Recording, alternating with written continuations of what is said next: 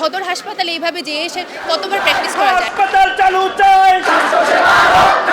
হাসপাতাল মেডিকেল কলেজের একটা অবিচ্ছেদ্য অংশ। তো যখন আমাদের কুষ্টিয়া মেডিকেল কলেজ সূচনা লগ্ন থেকে এ পর্যন্ত ক্লিনিক্যাল ক্লাসগুলো করে আসছে অস্থায়ী ক্যাম্পাসে, অর্থাৎ সদর হসপিটালে, আপনারা জানেন। তো আমাদের প্রথমে অস্থায়ী ক্যাম্পাস ছিল কুষ্টিয়া সদরের শহরের মধ্যে, কিন্তু ওইখানে পর্যাপ্ত পরিমাণে আমাদের সুবিধাগুলো ছিল না। কিন্তু তারপরে আমাদের বড় ভাইরা আন্দোলন করার পরে আমরা আমাদের medical college academic camp building এবং আমরা হোস্টেলটা আমরা পাইছি, কিন্তু এখনও হসপিটাল চালু হয় নাই। এই জন্য আমরা ক্লিনিক্যাল ক্লাস করার জন্য আমরা এখান থেকে 3 কিলোমিটার ফাঁকে আমরা বাসে করে যেতাম, কিন্তু সেই বাসটা আমাদের বর্তমানে বন্ধ করে দেওয়া হয়েছে।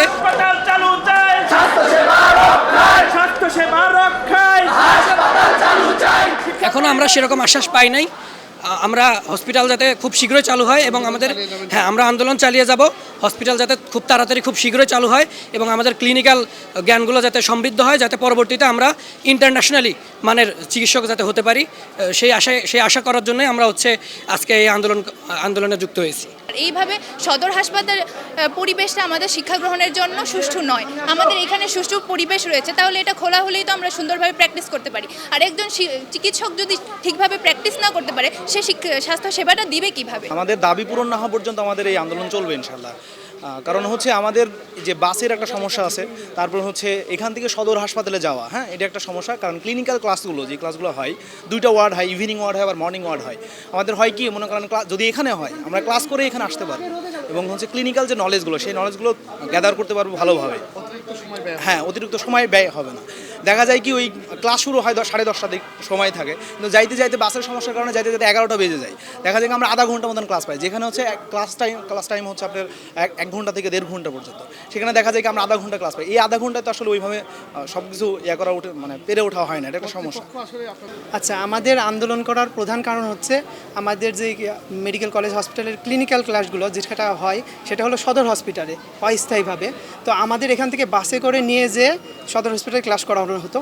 তবে গত 3 দিন যাবৎ বাস বন্ধ করে দিয়েছে এবং কলেজের যে বাস আছে সেই বাসটাও চালু নাই, সেই বাসে দক্ষ কোনো ড্রাইভার নিয়োগ নাই। তো আমরা জেনারেলি ক্লিনিক্যাল ক্লাসে যেতেই পাচ্ছি না।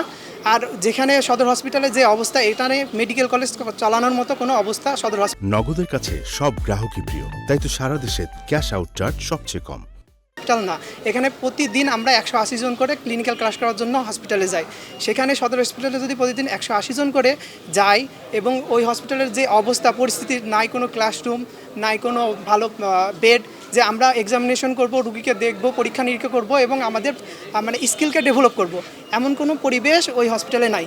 তো আমাদের দাবি যেহেতু এখন আমাদের কোনোভাবে কোনো ক্লিনিক্যাল ক্লাসও হচ্ছে না, তো আমাদের এই নতুন হসপিটাল চালু করার জন্য আমাদের এই আন্দোলন। আজকে আমরা ক্লিনিক্যাল ক্লাসগুলো বর্জন করছি। এটা দেখা যাবে, এটা পরবর্তী কর্তৃপক্ষরা কী সিদ্ধান্ত নেবে সেটার উপরে আমরা জানাবো, এটা করব।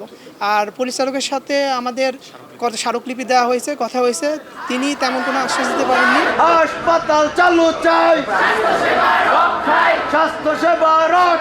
এমবিবিএস প্রথম বর্ষের শিক্ষার্থী হিসেবে আমাদের তাত্ত্বিক পড়াশোনার বাইরে ক্লিনিক্যাল এক্সপোজারের গুরুত্ব কতটা, এটা আমরা সবাই জানি। অথচ সদর হাসপাতাল আমাদের ক্যাম্পাস থেকে অনেক দূরে হয়, আমাদের নিজস্ব স্বাস্থ্যগত সমস্যার সমাধান করতে আমাদের অনেক সমস্যার সম্মুখীন হতে হয়। সেখানে তো ক্লিনিক্যাল এক্সপোজারের কথা ভাবা বিলাসিতা।